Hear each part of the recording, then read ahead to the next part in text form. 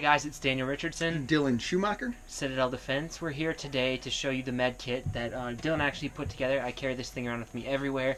It's the perfect trauma emergency med kit, and we're just going to kind of show you everything that it's comprised of. So, Dylan, why don't you go ahead and show us what we got here. Well, first off, like scissors. Why do we have scissors here? Let's cover the bag first. Okay. So this is a Vanquest fatpack, I believe is what it's called. I think you can get them on Amazon now. You couldn't for a while.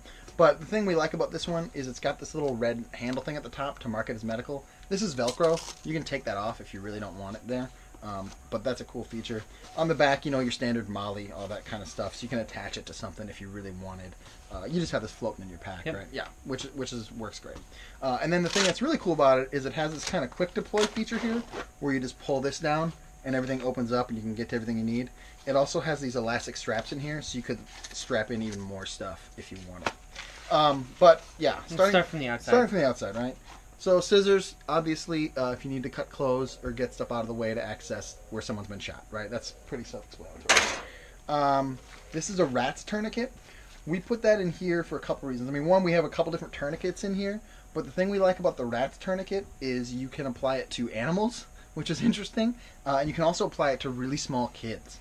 My wife carries a rat's tourniquet in her purse because we have a 2-year-old, and it's the only tourniquet that'll fit on a really small kid that I know of. So that's just a really cool feature of that one. Over here you have your standard cat tourniquet. You know, the great thing about these is you can apply them to yourself. You can do it one-handed, which is really cool. So if you were hit in the arm or something, you can apply it to yourself. And then of course you can write the time in there. In here, what do we got? Sharpie. Sharpie.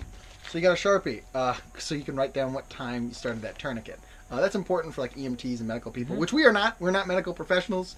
We're just saying. Someday hey, we'd like to go through the EMT training, but it's just not something we've done yet. Yeah, just not something we're there yet. Another cat tourniquet, again, helpful. Back here, he's got, hold that thing. He's got a SWAT tourniquet, which is cool. This is a cool little device. We'll maybe do a video on this at some point, but this you can use as a trauma bandage or a tourniquet, which is just a really, really cool, or a compression bandage. It can help compress gauze. And then in here, he's just got these 2 little compression trauma bandages that you can help for soaking up blood and that sort of thing. And that's it, guys. That's really it. We just packed it full of tourniquets and bandages. The one thing we did forget here is gloves, a pair of rubber gloves, you know, for bloodborne pathogens and such. Yeah, preferably non-latex because, you know, if someone has a latex allergy, that could be a problem for you. But you do need gloves. Daniel doesn't have those in there yet. Yeah. We didn't put them in there originally, so shame on us, I guess.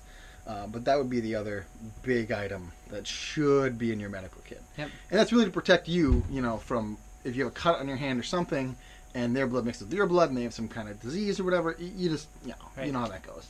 And then lastly, what is not in the kit, Daniel, on purpose? Small med gear like Band-Aids and Advil and, you know, little stuff like that.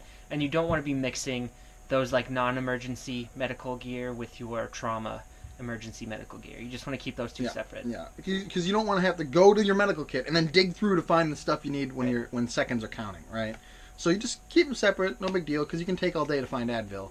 But if you need a tourniquet, you probably need one right now. So, you know, build your own gear or your kit or whatever. We think this is a great kit for you because it's very compact. It's got everything you need right there. It's super easy. I throw it in my Maxpedition bag, kit around with me everywhere. We'll link to all this stuff in the description.